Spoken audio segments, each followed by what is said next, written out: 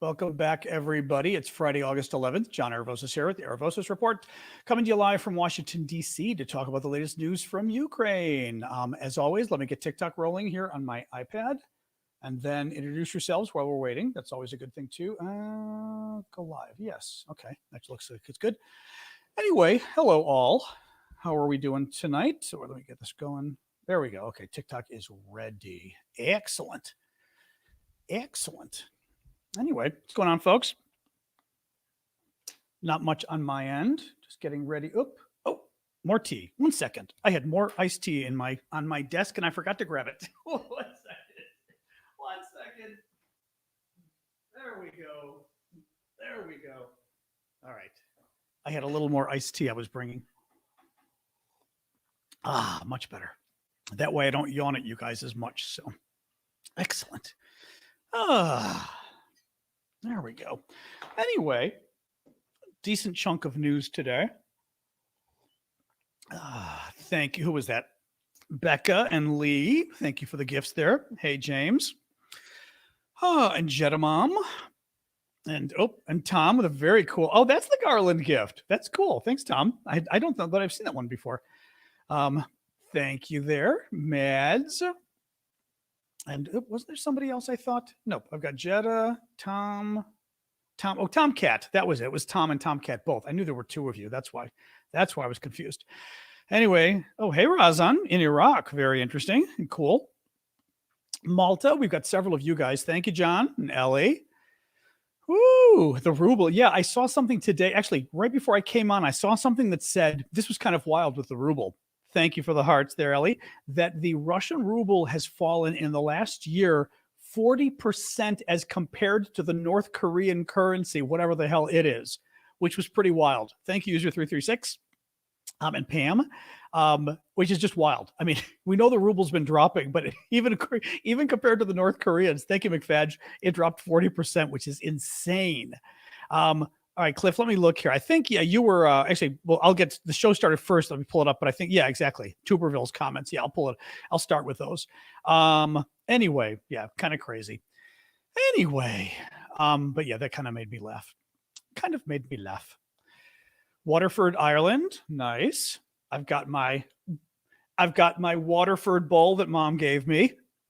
One of her old Waterford. Actually, I think it's a Waterford, one of the wine, like you put your wine in it at a dinner party to keep the bottle so it doesn't drip on the table. And it's nice. Some of the old Waterford stuff is still, I find the patterns are still very nice, which is nice. Some stuff is dated. Actually, I laughed because my mom's got we're about to start. I always wait a minute for folks to arrive.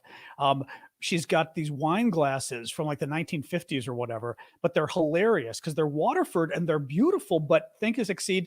I kid you not, the wine glasses contain 3.5 ounces. Thank you, Pam.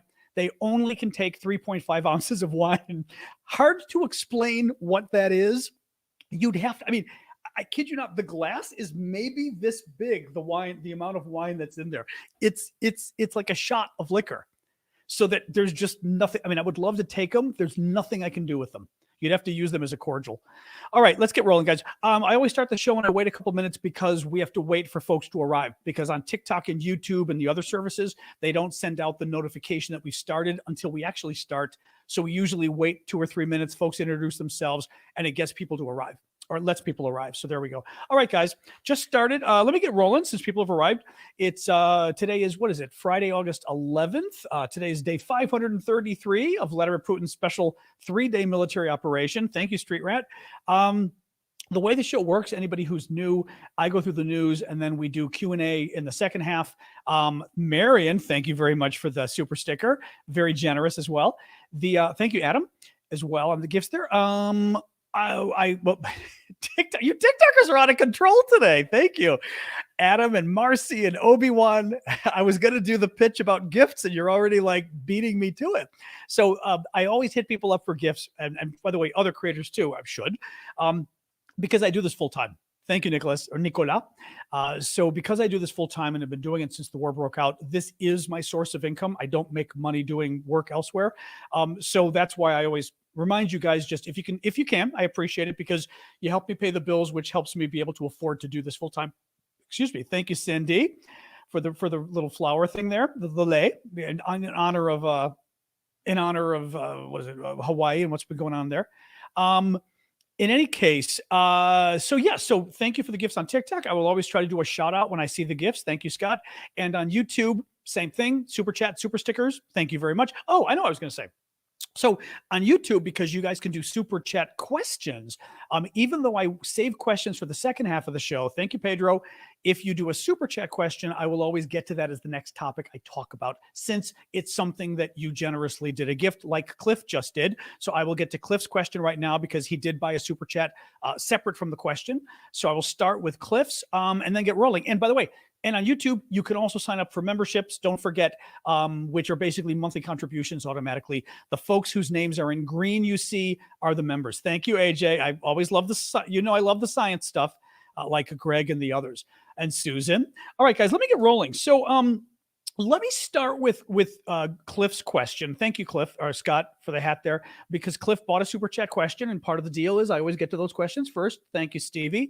And what Cliff said was today, Senator Tuberville, who's a Republican senator who has been actually holding up all the nominations for the appointments for the Defense Department, said Ukraine is a junior high school team playing against a college football team. Joint Chiefs said giving Ukraine tech advanced weapons won't help Kyiv hold back due to mass casualties. I didn't see what the Joint Chiefs of Staff said. Those are our military leaders. I did see what Tuberville said. So Tuberville made this really awful comment that frankly was straight out of Russian propaganda, saying, Ukraine is like, when he was comparing it to American schools, he was saying Ukraine is like 7 and 8-year-olds in school, whereas Russia is a college football team, a football team at university, like a almost professional football team. And there's no way Ukraine can win. And that's why he's voted against every dollar he's given to Ukraine. Here's the thing. Russia should have won this war in a week. I always start the show by saying how many days it's been, right? Today is 533 days since the war started, because the Russians were convinced, and frankly, we were convinced that this war was going to take 3 to 10 days. Sure, maybe it would have taken a little bit longer because of guerrilla actions and everything else in Ukraine, but everybody thought Kyiv was going to fall, and that was it. Remember, the U.S. even offered Zelensky to get him out of there, and he said, I don't need a ride, I need ammo. I mean, maybe some of you didn't, but all of us thought that Ukraine was going to lose. The fact that Ukraine has held out this long, thank you, Adventures, and Ukraine's gotten 50% of their territory back, okay? I mean, 50% of the land, 100%. So Russia got a big chunk of land, okay? So Russia invades, they've got a big chunk of land here, they've got land over here, they've got land over here, and then all of this. Ukraine gets all of this back.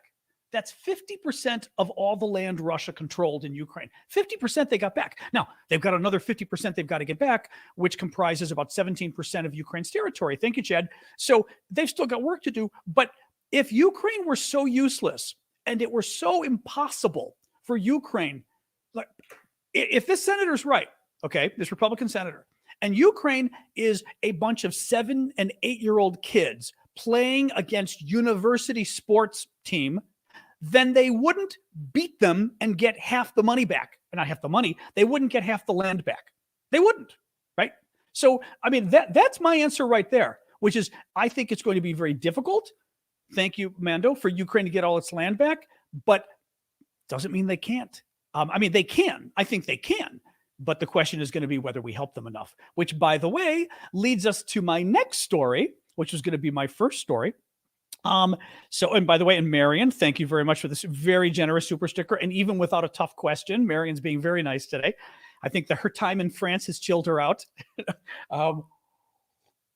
There is a Washington Post story today that is somewhat infuriating, reporting, I should say, that Ukraine will now not get F-16s for probably another year, okay, next August, because it's a very weird story, because the training is going to take until next summer. Now, the training will not, remember initially the training was going to be like from now until March or April, and then they were going to get the planes by April, right?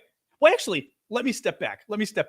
First, we were told a couple of weeks, I predicted this, by the way. First, we were told a couple of weeks ago that Ukraine will probably get these planes by the end of the year. And we were like, okay, that's not good, but at least by the end of the year is pretty good. Then we heard last week that it was going to be April. Exactly, Callum. We heard last week it was going to be April, and we thought April's not very good, right? Thank you, Pom. But April is still what, 9 months from now. That's not good. Today they're saying a year. I'm going to read you this from the story. It's very weird what is happening here. The Ukrainians are not happy. The Ukrainians have, thank you, David, for the gift there. The Ukrainians are being careful. Thank you, Pom. Let me just read you from the story, okay, first, and then we'll talk about it.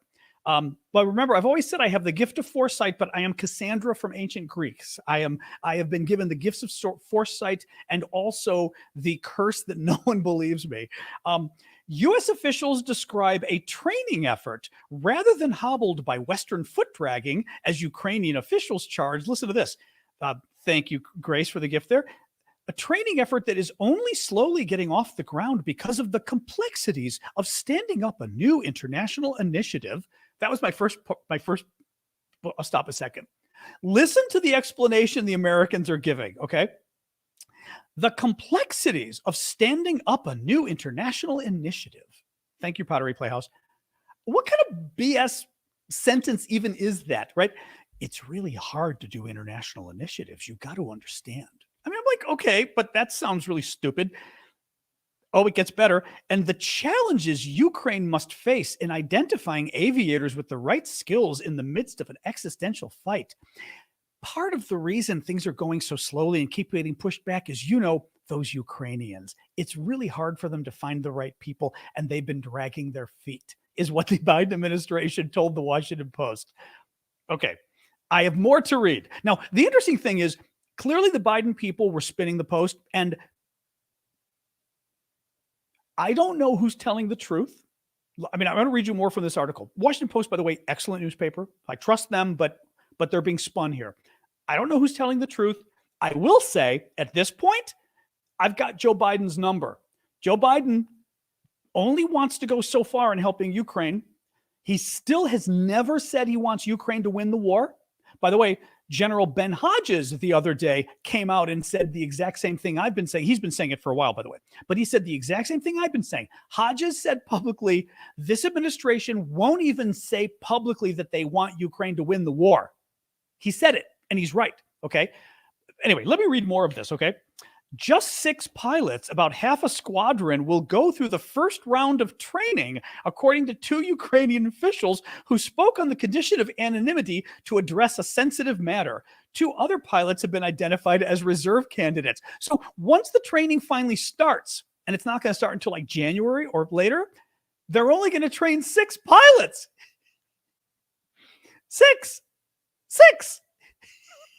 It gets better. It gets better. Though the pilots are, this is the best part. Actually, Callum, I want you to listen. I mean, you're listening, I'm sure. I saw Callum is on TikTok. Callum is only just recently former British military, but also has been involved in trainings and things around the world. And I want you to listen to this sentence and let me know, does this make any sense, even though you may not be an F-16 expert? You are a military expert. Thank you, Russell, for the gift. Listen to this, okay? Hang on. This is the explanation. Though the pilots are already fluent in English, the official said, they must first attend 4 months of English lessons in Britain to learn terminology associated with the jets. If you're fluent in English, but seriously, a lot of us who, admittedly, I am a foreign policy guy, I'm not a defense guy. Thank you, Vicky. Why do you need 4 months to learn terminology to fly a stupid plane? Because also the guys on the ground are Ukrainians. The people they're talking to are Ukrainians. They're not talking to Americans. I mean, there's like words that aren't actual words in English the military use. Fair enough. But again, they're Ukrainians. They're not talking to English air traffic control. They're talking to each other and their own Ukrainian guys on the ground. There is no air traffic control. They're not fighting air traffic control. There is none. Do you know what I'm saying? If they're if they're taking off from here and attacking here, they're not talking to air traffic control. They're in Ukraine, right? Right? He wasn't a Scottish MP. What are you talking about, championess? He was not a Scottish MP. No. But okay, but I'm serious. I mean, again, tell me if I'm wrong, though. I'm not trying to browbeat you on this, but they don't have to talk to air traffic control, right? They're within Ukraine. Okay, the jet info isn't in English. Fair enough. Fair enough. But so they would need 4 months, or they couldn't learn the jet, which is, by the way, here's what's a little weird about this too. Two of these guys went for training in the US. And remember, the training in the US concluded they were so good that they would need 4 months training. They learned so much in that 1 month that they were going back and forth. Now we're told 6 months. The thing that bothers me about this is I will say this from what Callum is saying too. I don't know who's telling the truth. I don't know who's telling the truth here. What bothers me is this. First of all, the Ukrainians clearly think, well, let me read you what the Ukrainians said. Okay. The Ukrainians said, quote, "This is called dragging it out," one Ukrainian official said. Both Ukrainian officials said they were reluctant to be too critical of their U.S. and European benefactors for fear of appearing ungrateful. So just to give you guys more details. So the way it works is they would need 4 months of training in England. That pushes back the start of combat training, which is expected to take 6 months, to January. A second group of about the same size would be ready 6 months after that. So in other words, these guys would train from January to July, and then from July to like the next January, another 6 people would train. Okay. Another 6 people, that gives them 12. And I look at this and I just do not feel like this is, my problem here is,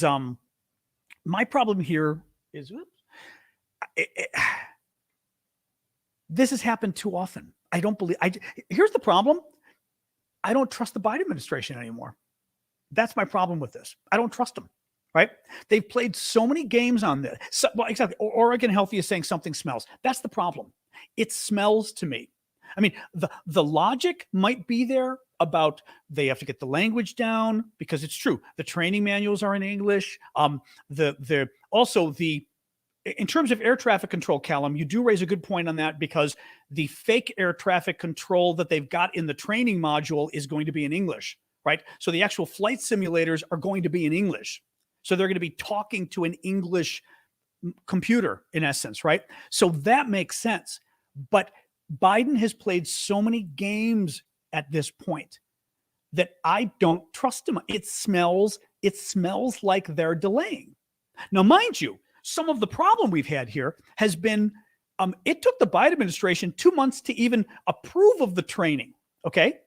Remember it took Biden until May, a couple of months ago. Thank you, Arifa, to even approve any of this. That he at first said, no, they don't need F-16s. Then he comes, like every other weapon system, he drags it out and then finally says, no, and then finally says yes. Then we go from May to July of Biden refusing to approve the training. Finally, a couple of weeks ago, at most, supposedly the training was approved. Now we find out, well, they're going to need to learn English, so the training won't even be happening until January. Well, here's one issue.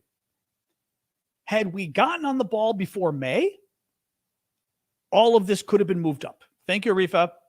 All of this could have been moved up, right? So had we decided this in December of last year, instead of the planes arriving in September, they would have arrived, 6-7 months earlier, right? So they would have arrived in February. They would have already been there, or not even been there. They would have been there next February. I mean, whatever. Now let me read one quote. I've got a quote from Chancellor Scholz of Germany that I have to read you, because I doubt this is just Biden.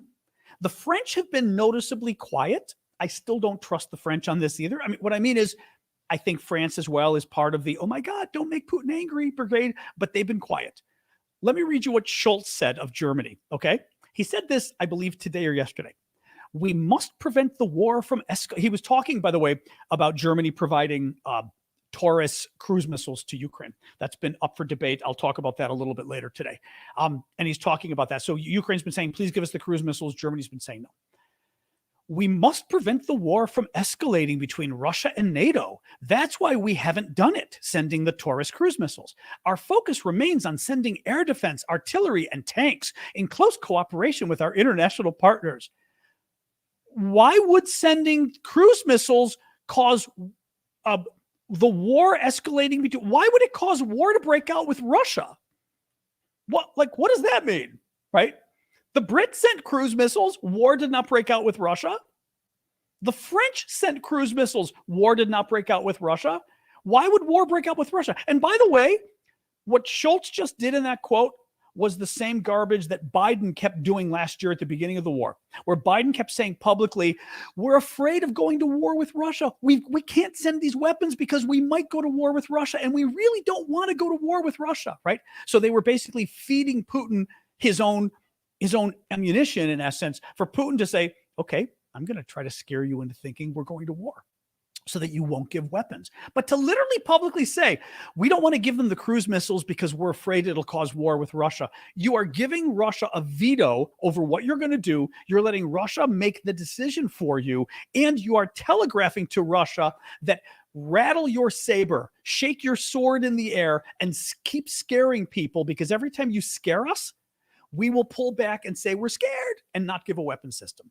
So my point of raising this quote, though, is I don't think it's just Biden. It's Germany, and the French have been quiet. I don't want to blame the French. Who knows? They've been quiet, but we don't know. Any case, all right. Let me keep going here. So Michael Clark. So let's talk about the counteroffensive a little bit. So no great news, sort of on that front. I mean, no big news. There's been some movement by Ukraine in the south. Again, Russia, in the north, doing well. Ukraine making some movement in the south. Around Bakhmut, there was a story since last night and this morning that the Ukrainians seem to be. We already knew Ukraine was starting to encircle the Russians in Bakhmut from the hilltops, hilltops surrounding Bakhmut. It looks like the Ukrainians have encircled them even more, which is good. Not a lot of changes. I wanted to read you this from Michael Clark, who's a military analyst at Sky News. He thinks the Ukrainians need to do something bold soon, even if it's risky. Quote, they have got to start to take risks, I think, and really try to make a breakthrough, even if it causes them great losses. The Ukrainians are using up the summer. They are burning through more and more weeks, he said, adding that they likely have 2 months left. So he thinks they've got 2 months left until, whether it's my guess is going to be August, September, beginning of October, rainy season kicks in, and then winter kicks in. And basically, they won't be able to make significant advances after that until the summer or until the following spring. I just wanted to raise that because, again, I don't want to always be Mr. Rah-Rah and trying to give you guys, happy news if there's some unhappy news. In any case, he's worried that basically it's taking too long. Now, he's not criticizing Ukraine, though, because he gets the challenge they face. He's just worried that if they don't make some significant movement, basically, they're going to have to risk some of their troops and they may lose a lot of troops. But he's saying you kind of don't have a choice because, and by the way, here's the other problem.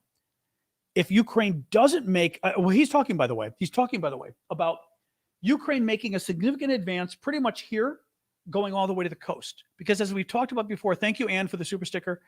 As we've talked about before, Ukraine's initial goal is to cut the occupation in half. The occupation is all of this. They want to cut it in half, which basically causes supply problems and makes it easier for them to eventually pick off these guys, especially Crimea, the big prize down here, right? So he's talking about in the next 2 months, he thinks they've got to make it to the coast to at least cut it in half. Why? He didn't mention this, but think about this. If fall and winter kicks in, the rains and then winter, Russia's got another 6 months, 8 months to dig in even more, right? More mines, more everything. So Any case, I just wanted to bring it up. Another drone has been seen flying over the Russian capital, over Moscow on Friday, which is today. The Russians claim it has been eliminated.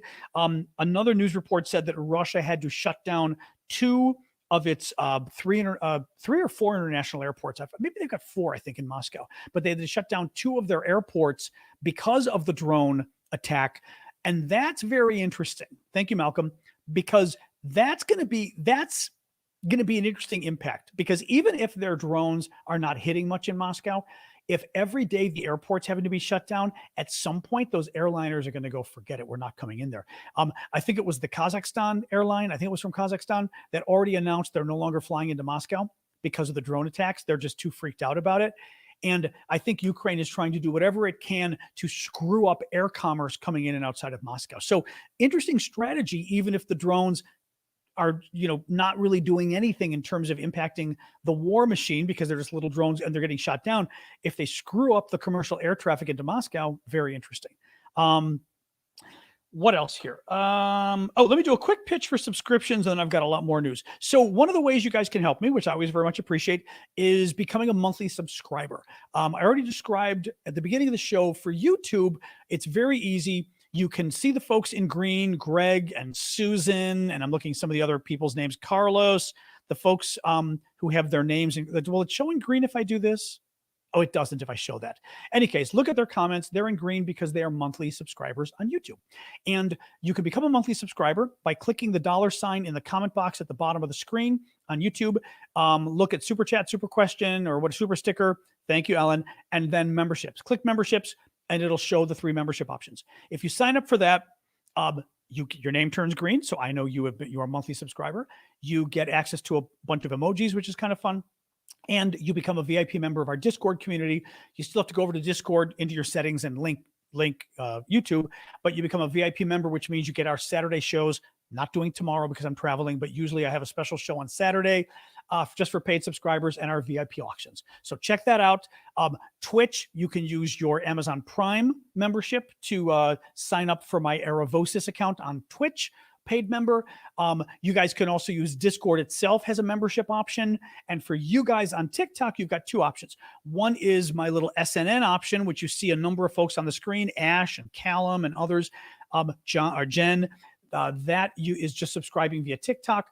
Thank you, Dora. Another way of doing it is using Ko-fi. Now, Ko-fi is a site that is very much like Patreon. You guys can use it there. I've got it at the bottom of the screen. You guys can use it via my profile on TikTok. Go to my profile, look at the Linktree link, click it, and the first thing that comes up is Ko-fi. Click it, and that's how you can become a monthly subscriber. Same thing. If you want to use that to become a member on our Discord community, a VIP member, you need to go over to Discord and link it, and we've got some instructions for how to do it. It's confusing at first, but it works. But anyway, if you guys can become a monthly member, I'd appreciate it. I'm trying to get 1 or 2 folks per episode to do this because it really helps me out, because it gives me a more regular source of income since this is my full-time job. All right, enough of that. Thank you, guys. All right. Zelensky announced today that he was firing all the regional officials, which is really interesting, in charge of military recruitment because of corruption.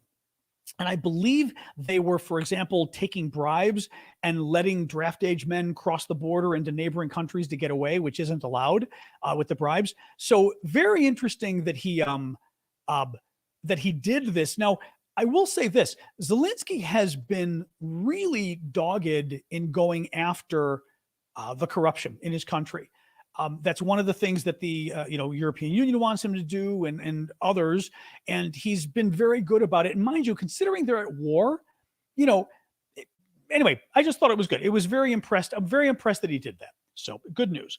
The UN, this is wild. So Russia today bombed a hotel in Ukraine that is regularly used by the United Nations, and they did it on purpose because they wanted to send the UN a message. Okay. The United Nations humanitarian coordinator for Ukraine, Denise Brown, said she was appalled by Russia's attack on a hotel in Zaporizhia that was used as a main base for UN staff and members of other humanitarian organizations. Zaporizhia is the Ukrainian town up here. It is still free, but right down here is where the front is, so it's not very far away. Sky News' Michael Clark, who's their defense analyst I mentioned to you guys before, said that Putin was trying to send the United Nations a message. That's not a targeting error, he said. This is a pattern to make it clear that the international community is in danger if it goes to these places, even a long way behind the front line. Now, mind you, these other international organizations and charities use the same hotel. These are people providing disaster relief for the people affected by the war. And Putin is sending them the message that if you go to Ukraine and try to provide the disaster relief that the United Nations normally provides in war zones, we will try to kill you, or we will kill you. Thank you, Cheryl, for that. Kind of unbelievable and kind of typical for Russia, but really unbelievable. Now, this reminded me of a story I wanted to remind folks of as I tell you, I'm going to pull this up on my phone as we're talking. Hang on a second. German Chancellor Angela Merkel, who isn't anymore, but back in the day, she goes to visit Putin in Moscow. And yeah, here we go. She goes to visit Putin in Moscow. And Putin greets her and then brings into the room his dog. His dog is huge. His dog is black. He brings the dog in for a reason, because Angela Merkel is terrified of dogs. She has a phobia of dogs. Her first meeting with Putin, he brought a huge black dog into the room. Look at this dog, okay? Look at Merkel. Her legs are crossed. But they're crossed as in multiple times. Her hands are clenched. She's looking at the dog. Look at her. And Putin's just loving it. Look at Putin's sitting there with his, what do they call it when you spread the lap? When he's got his legs open, being like Mr. Hotshot. Look at this, okay? Look at this. Yeah, Christian, obviously it's an old story. I'm telling an old story. Why would you even say that? Check this out, okay? This reminded me of this with the UN today. Manspread, that's it, Manspread. This reminded me of this story today. This is what Putin does. This is what he does. He'll throw a bomb at you to try to teach you to stay in your place, and your place is not to get involved. This is what he's doing with NATO. This is what he's doing to Scholz in Germany. This is what he's doing to Biden. And until, by the way, Prigozhin stood up to him, the Wagner Group guy, when Prigozhin stood up to him, what did Putin do? Putin rolled over and said, please negotiate with me, and caved, right? But this is why it worries me when we sit there and we kind of give in to Putin on the weapons we're in terms of, we listen to Putin in terms of the weapons we're giving to Ukraine, because this is, he responds as a bigger bully if you are weak in front of him. And if you're not weak, then, any case, it's just, yeah, whatever. All right. Wagner update, by the way. So speaking of Prigozhin, Institute for the Study of War says that satellite imagery, if anything, shows more Wagner cars and vehicles in Belarus. Because remember, the Wagner guys, the mercenary group that tried to overthrow Putin as part of the deal for them to back down from their rebellion, they agreed that a lot of them would move. They would move over to Belarus, right? Regroup, I guess, in Belarus. Well, there were rumors in the last couple of days that something went wrong. The Wagner guys were leaving Belarus. Institute for Study of War said, interesting analysis by them, actually. They're a big defense think tank here in DC. Very good. They said that they've seen no indication disproving that some of the men left. They think 500 to 600 left Belarus back to Russia. They think Putin may have reneged on the deal. Having said that, the Wagner guys may have thought that Lukashenko, the head dictator in Belarus, was going to pay them to be there because they're soldiers for hire. If they're not hired, they're not making money, right? And it looks like Lukashenko's refusing to pay them. Right? Very, very weird story. So it's not clear, A, are they leaving at all? B, where are they going? Some reportedly going to Africa, some reportedly going to Russia. C, Are they leaving because Putin broke the deal? Are they leaving because Lukashenko broke the deal? Right? It's very weird across the board. What was I going to say with this? The one weird thing too for Putin is if the deal falls apart.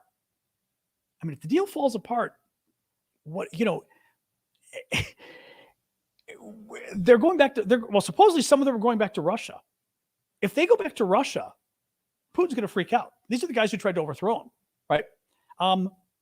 Thank you, Donna. It's just very, very weird story. Just very weird story. Now, this is an interesting update too. Christo Grozev, who's the lead Russia investigator with Bellingcat, which is a very august, astute sort of international. I don't know what you'd call Bellingcat, international research firm. Maybe we call them. Putin hates him. Putin, I think, has put a hit out on him. He says that he thinks Putin is going to kill Prigozhin in the next 6 months. The quote from him: "In 6 months, Prigozhin will either be dead or there will be a second coup. You can hold me to it," Grozev said. Now, Grozev was one of the only people who predicted the first coup. He said back in January, within 6 months, there's going to be a rebellion that Prigozhin is going to launch against Putin, and he was right. But interesting that he put it that way. Either Putin's going to kill him or he's going to rise up again. There's going to be a second rebellion. And again, this whole issue of Wagner in Belarus and things not going well, that could be the precursor to things, to there being a second rebellion. Germany. Okay, so here's some good news potentially on the cruise missiles from Germany. Germany is reportedly in talks with an arms manufacturer to send cruise missiles to Ukraine, but only after their range has been limited so as not to pose a threat to Russian territory. Also, there was some talk that Germany may basically do what they did with the tanks and say, we're not giving our cruise missiles to America. Thank you, Carol. We're not giving our cruise missiles, to Ukraine unless America provides long-range missiles to Ukraine, the ATACMS missiles that Ukraine's been trying to get that the U.S. hasn't been sending. I will say this. A couple things. First of all, just send the damn cruise missiles. Second of all, what does not be able to hit Russian territory mean? If the cruise missile can go afoot, it can hit Russian territory, right? Normally these cruise missiles can go like 300 miles, like 450 kilometers. Well, if they limit it to 200 miles, they can still go on the border and launch it, right? Thank you, Annie, for the gift. Right? I don't get how limiting the distance makes a difference here. My guess is they're trying to limit the distance so these things can't hit Moscow. That's my guess. Thank you, Dora. But I still don't know if a 300-mile cruise missile can hit well, I guess if it's 300 miles publicly, maybe it's 400 miles, off the books or something. Who knows? And I think they're afraid that these things are going to hit Moscow. That's my guess. Russian Prime Minister has brought forward a new piece of legislation that allows students to gain access to free education should they take part in the war in Ukraine. That's, of course, assuming that they live. And finally, a Russian lieutenant illegally crossed the border into Lithuania and requested political asylum. He said he decided to flee Russia because he didn't want to participate in a bloody war. Let's hope he's for real. Let's hope they get some good intelligence out of the guy. All right, let's jump in here. I won't show you the auction stuff because I've been doing that every day. We'll take a break. But please do keep the gifts coming on TikTok and YouTube. And let's take questions and chat, guys. All right. Russia's hitting Ukrainian civilian targets, even in the western part. I'm not surprised. Yeah, they killed a little boy today.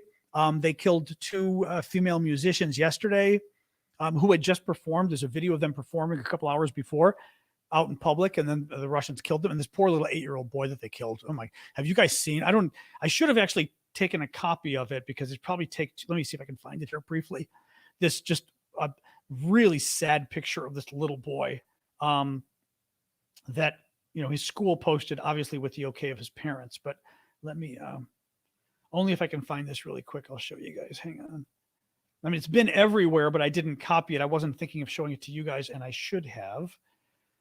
Here it is. So this is Volodya. His full name is Volodymyr. Volodya was killed today by a Russian missile in the Ivano-Frankivsk region. Now, Ivano-Frankivsk, mind you, is all the way over here, okay? The war is over here. The Russians shot all the way over here. And this is a picture of the boy at his 8th birthday, which was just recently. Look at this. It's just awful. I mean, even like the stuff on the fridge behind him, it's like everything, the little birthday cake with the little animals on it. I mean, look at this. The little animals on the birthday cake and the whole thing. And he's got little like the solar system on the fridge behind him. Like probably he was into the planets and that kind of stuff. Just really, amazing. Absolutely amazing. I mean, anyway. So what else we got, guys? Questions? Who do I think will ultimately win? I mean,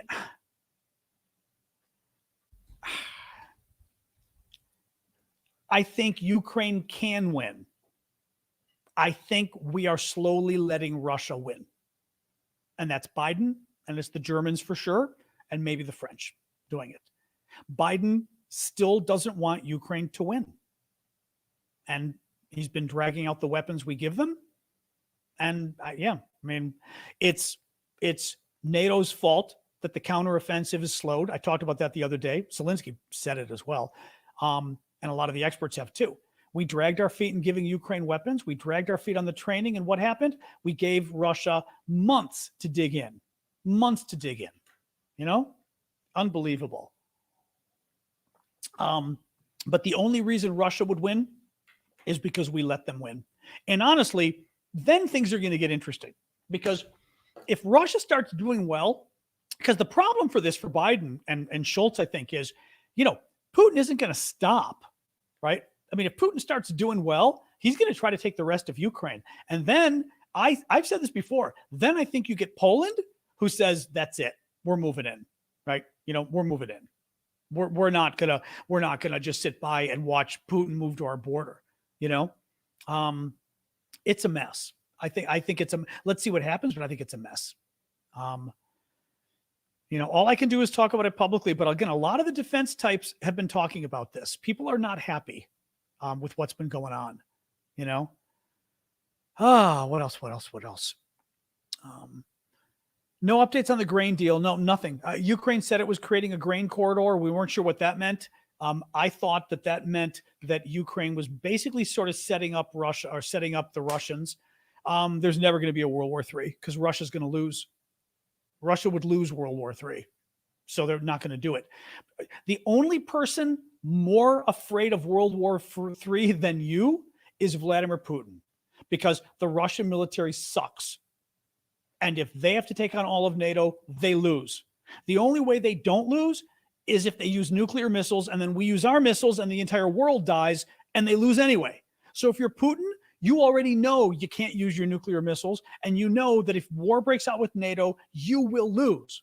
I mean, Putin couldn't handle Poland right now, let alone America and Germany and France and England. I mean, the UK. We would just, let alone the Baltic. I mean, like I said, the Baltic countries, the Scandinavians, Norway. I mean, no, there's no. World War III. Again, Vladimir Putin's going to make sure there isn't World War III, because he'd lose, and he knows it. So, I don't think sending the White House emails matter. I mean, honestly, I'd say call your members, if you're American or anywhere, call your members of Congress, call your members of Parliament, let them know. I think that's the thing that's most important, really, because they need to hear from people who are pissed off. Because if you can get more members of Congress speaking up, but it's, I'm not sure, folks. I mean, again, I try to use my mouthpiece here to get the information out there. I think Biden needs to be kind of publicly shamed if possible, but I don't know that it can be. Interesting. Kept saying, did you see where Lukashenko was going to participate in relocating Ukrainian children? I mean, we knew the Belarusians already were involved. That we knew, and they admitted it. Remember who was it? Was it UNICEF? One of the representatives of an international organization in Belarus, the Red Cross. Thank you. That was it. The Red Cross the Belarusian Red Cross representative admitted that they were helping Russia kidnap Ukrainian children. I mean, it was ridiculous. Or assist them with the children who had been kidnapped. So they're already doing it. Yeah. Exactly. War criminals admitting their crimes. It'd be the first time the Red Cross, I think, would be charged with a war crime. Basically they confess to it. Nicholas is asking, if Ukraine wins, will Russia be split up like Germany after World War II? And will Putin be replaced by a pro-West leader? I mean, who knows? I mean, the thing is, we can't split. Look, Russia still got nukes, so we can't take over Russia and change anything because they got nukes. So we wouldn't be able to do that. But Russia itself might split apart if they lose the war. You know, because they're, I mean, I was reading the other day, somebody said Russia is like one of the only countries that's an external empire and an internal empire, meaning externally, they're trying to take control of all of these other countries. And internally, they've basically taken control of all of these different ethnic groups that don't want to be a part of Russia. So could you see them split apart if Russia's weakened? Maybe. If Putin's overthrown, you could get somebody pro-West. You could also get somebody even more anti-West, because you could have somebody who says, look at the danger Putin has posed by making Russia so weak, blah, blah, blah. Now you need a strong man to make Russia strong again. And all of a sudden you get somebody even crazier than Putin, you know, possibly. Not crazy, but meaning more sort of right-wing nationalistic or whatever. Thank you, Kevin, for the hat on TikTok. You know, but I think Putin probably would lose his job if they lose the war. I think that's probably a given, you know. Africa, you know, I mean, I've been following, Thomas is asking about Africa. I mean, I've been following what's been going on. It's hard. I've been trying to sort of read more about it. Basically, there was a coup in Niger. Thank you, Paulo. Which is part of, it's kind of interesting. Thank you, K9. It's been sort of this coup belt that's been going back, sort of going across east or west to east in Africa, east to west, whichever, in sort of Western Africa, in the middle of all these countries, Mali and others who have had coups.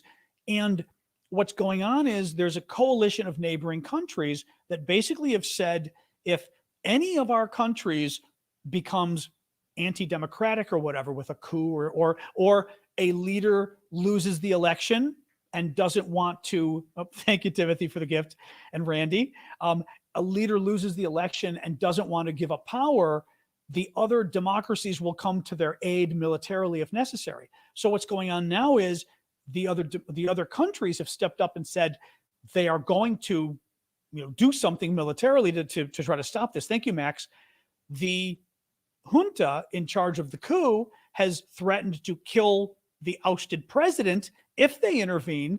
And then today I saw that the Russians have threatened, thank you, Dora, the Russians are threatening like the neighboring countries, saying, if you better not get involved. Now, what's interesting to me is that, first of all, why is Russia defending a coup? Why is not a coup, but a junta, right? Interesting. This is one of those situations again. Now, France, this is sort of France's, I don't want to say sphere of influence, whatever you want to call it, but, you know, former French colony, French-speaking Niger, you know, Niger in the West, we might say. And this is one of those where I kind of wish that France would step up, and maybe they will, and say, you know what, Putin, you and what army is going to intervene? You intervene and we're intervening, you know, and we've got the military to spare and you don't. But I really hope, and now the French, of course, the thing with the French is the French are trying to stay very hands-off because of the colonial issue. They don't want to look like, you know, France is getting involved, and therefore the democratic elements are only puppets of the imperialist French, right? So it's a mess. I don't know what to think. I mean, I know what to think. It's horrible that there was a coup, but I don't know what the solution is. I'm just not. I don't know. I'm not up on it enough to say, you know, France should get involved militarily or the other countries. Thank you, Paul, for that. I like the idea of the other countries stepping up. You know, it's nice. Honestly, I think the French are bluffing. Not the French, the Russians. What are the Russians going to do? He's in the middle of losing in Ukraine, and he's going to invade Africa. Good luck with that. Now, I think Putin is desperate to send the Wagner guys there to help consolidate the coup and basically turn the country into a pro-Russian country. They've got uranium and all sorts of stuff. Anyway, very interesting stuff. But I don't know. Like I said, I've been trying to read up on it more and more, you know. V Viper has a super chat question. Thank you for that. Do you think this is going to end up like a game of chicken between Putin and the West to see who is going to flinch first and pack up? I don't, it's not really a game of chicken. It's a game of who can hold out the longest. So it's a little bit different. It's not like, oh my God, we're about to go to war. It's a Cuban Missile Crisis was a game of chicken, so to speak, right? This is a game of who's got the most stamina, who can go the longest. And Putin is certainly hoping that A, NATO just gets tired of spending the money. B, the longer it goes, the more he can dig in, right? So it's harder for Ukraine to liberate. They would need more and more weapons. C, he already knows Biden is a little bit afraid of Putin. Scholz in Germany, a little bit afraid of Putin. So that's good from his perspective. Donald Trump, and if Donald Trump and the Republicans come, basically if a Republican wins the White House, depending which Republican, funding's in serious trouble. Thank you, Marie. I mean, funding for Ukraine's in trouble anyway. It's not clear Biden can get any more money. Biden's trying to get another 24 billion or whatever for Ukraine. Good luck with the Republican House of Representatives. The MAGA crowd that hates Ukraine and loves Putin is, they're saying not a dime. And the Republicans don't have a big enough majority. They've got a 4-seat majority. They can't spare anybody. So are they going to even give any money, to Ukraine, let alone what happens if Trump becomes president? Now, Trump recently has been vacillating a little on supporting Ukraine. It's been kind of weird. He's saying that he likes Zelensky because Zelensky claimed that the phone call, remember when Trump tried to shake down Zelensky, that the phone call Zelensky said wasn't a big deal. So Trump, I heard him interviewed maybe a month ago or 6 weeks ago saying, no, I like Zelensky. When the Democrats tried to impeach me over that phone call, Zelensky said the phone call wasn't a big deal. So that was interesting from Trump. That's the first time I've heard him say anything that was vaguely pro-Ukraine. And then, in any case, so Trump is a wild card, but the problem is Trump is a wild card that could easily just shut down all money as well. It's yeah. So I don't know. I mean, again, if we don't step up, I fear that the current borders are going to get solidified and the Russians are just going to camp out and keep the land that they've got. And then Ukraine is going to continue a guerrilla war against Russia, and Russia is going to wait 5 or 10 years and try to take even more of Ukraine. Ali is asking about the counterattack. Is there much left in it? Is it a success? What is the success? I mean, I think at this point, a success in the counteroffensive that's going on right now is going to be the Ukrainians coming down and cutting the Russian occupation in half. I think that's what we're looking for right now. That would cause real problems for the Russians going into the winter if they can't sort of share supplies back and forth, because then Ukraine does this. The next thing they do is really go to town on that Kerch Bridge, so that literally this part of the occupation is 100% isolated, can't get supplies at all. That is trouble for the Russians. But as the defense guy, Michael Clark at Sky News, was saying, in order for Ukraine to do that, they need to he thinks they need to take some very serious risks. They need to accept the fact they're going to have high casualties and do something very risky to try to do something in the next 2 months, he's saying. So I think that would be success. Right now, it's going painfully slow because the Russians have too many mines for the Ukrainians. They're slowly getting through them, but and they have gotten through some of them, by the way. I mean, it's not like they haven't done anything. They've gotten through some of them, but because the Ukrainians don't have the air power, they're stuck using basically individuals going in and slowly getting rid of the mines. They can't use any of the larger mine sweeping vehicles or whatever they've got because they keep getting blown up by the Russian air power, because the Ukrainians don't have any air power, certainly not air power that compares to what the Russians have, basically. So I guess I would say success would be getting all the way down to the sea and cutting the occupation in half. That would be very significant. Thank you, not Jedry or Jedrick, for the gift there on TikTok. Thank you. Thank you, Bonnie, as well. Sorry, look here. I'm not missing anything. Oh, that was Viper and Paul and Ann again. Thank you, guys. Oh, anything else? What else we got here? I'm not equivocating at all, actually. Thank you, Montserrat, for the hot dog beach party, and Dora for the hats. You guys are being very generous on TikTok and on YouTube today, both. I appreciate it, guys. No problem, Ollie. Beep, beep, beep, beep, beep. Any more questions, guys? What do you think? Oh, you heard. Yeah, there was something about them getting Robotine or whatever. I heard about it, but I'm not, no, Ukraine. The thing is, Ukraine is slowly advancing in the south. Thank you, Flower Lady. Jack and the Beanstalk, cute. Ukraine is slowly advancing in the south.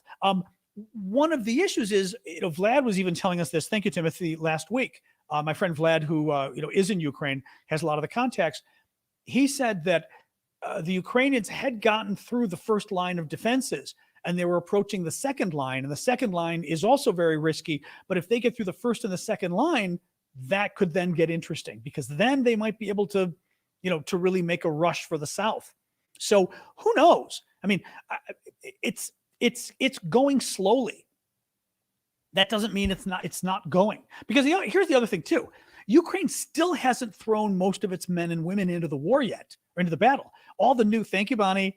All the newly trained troops that they've got, most of them are still waiting to be, put into action because they haven't been able to get through the minefield yet. So even though, putting a little more light here.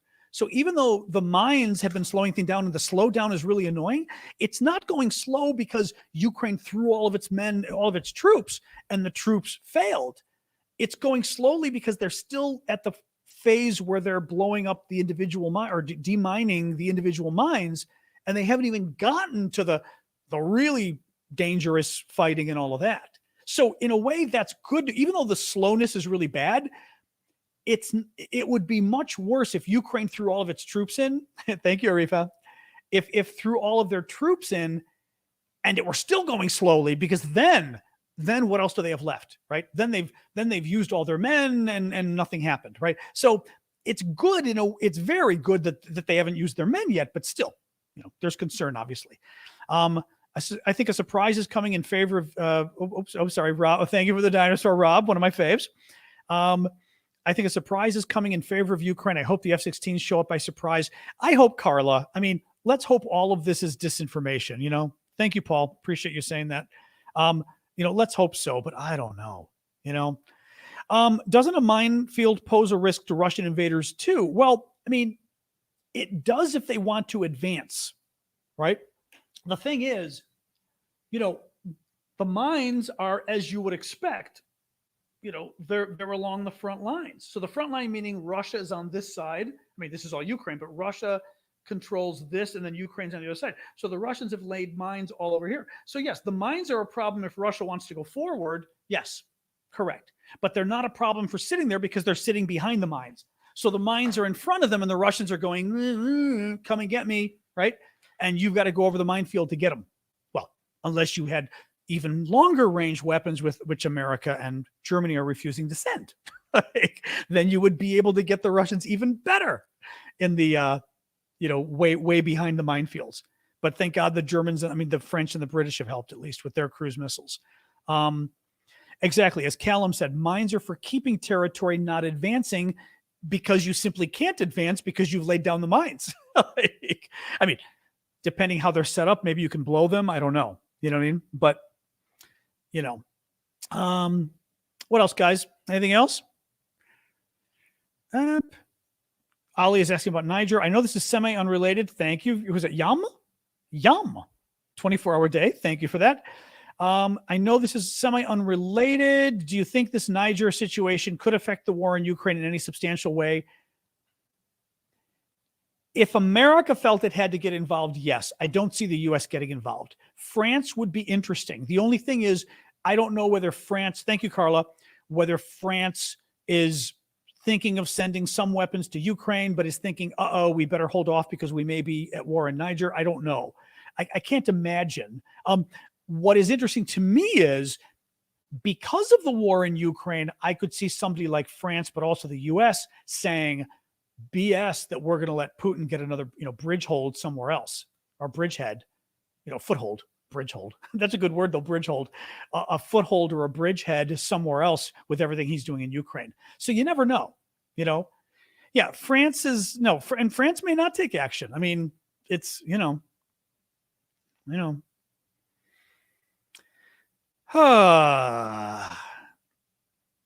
All right, guys, I'm getting very close to toehold. That's the word. Foothold.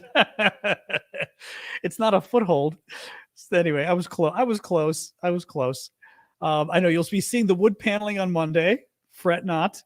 There are normally safe lanes in minefields only known by the people who lay them. Oh, that's very interesting. That's a good point, Andy. That makes sense, though. I'm going to skip Discord tonight. I was going to do it, but because the neighbors, since I'm leaving tomorrow, wanted to do one last time in the hallway with Sasha, and then I've got to come in and bathe her, which I forgot to do. So I want to have time tonight to sort of get that done too. She doesn't know that's coming. She's going to hate it. But I want to give her a bath because she needs a bath. Like before I fly, I like to have a clean dog when I'm bringing her on the plane. So sorry, guys. And since we're not doing tomorrow's get together for the paid subscribers, because I'm flying tomorrow, I may do Sunday, but it'll be very last minute. I'll let you guys know, but it's probably going to be last minute. That's okay, Ali. Go to bed. I'm almost going to sign off soon anyway. All right. Can LiDAR detect landmines? Callum? John is asking. You know, I don't know. That's an interesting question. Callum says yes. Oh, that's interesting. But I guess you still have to like demine them though, right? Callum says yes. So Callum would know these things, actually, Benjamin. It's his specialty. All right, let me give Sasha's a paid carry-on, so I have to pay $100 each way to bring her, but she is a carry-on, which is good, so to speak, but she's a paid one. So I like to have her clean. All right, guys. The last two items, I talked about them already. You missed it. I don't know how you missed it, Paul, but you missed it. Already talked about them. All right, guys, let me do a quick summary here. All right.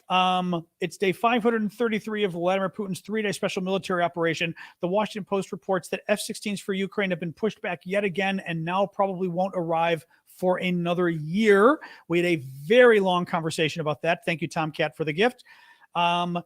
Michael Clark at Sky News thinks the Ukrainians need to do something bold soon, even if it's risky, because he thinks they only have about 2 months left to make significant progress in the counteroffensive before the fall rains and winter kicks in. Another drone was seen flying over Moscow on Friday. The Russians say it was eliminated, but it did succeed in shutting down the local airport. Thank you, Tomcat and Lori, both. Christo Grozev, lead Russia investigator with Bellingcat, says that in 6 months, Prigozhin will either be dead or there will be a second coup. And he's a rather interesting, smart guy. Thank you, Lori. Did I thank you? I don't remember. I think I did. Germany is reportedly in talks with an arms manufacturer to send cruise missiles to Ukraine, but only after their range has been limited so as not to pose a threat to Russian territory. Sorry, close that. All right, Nancy, thank you for that. Germany is reportedly in talks with an arms manufacturer. I said the cruise missiles. Yep. Russian Prime Minister Mikhail Mishustin has brought forward a new piece of legislation that allows students to gain access to free education if they serve in Ukraine. And a Russian lieutenant illegally crossed the border into Lithuania and has requested political asylum. Will be interesting to see what he knows and is willing to spill, but a lieutenant's pretty good, pretty senior, which is good. All right, guys. I'm going to call it quits. Thank you for joining us because I'm going to go play with the dog in the hallway and the neighbors since we're leaving tomorrow.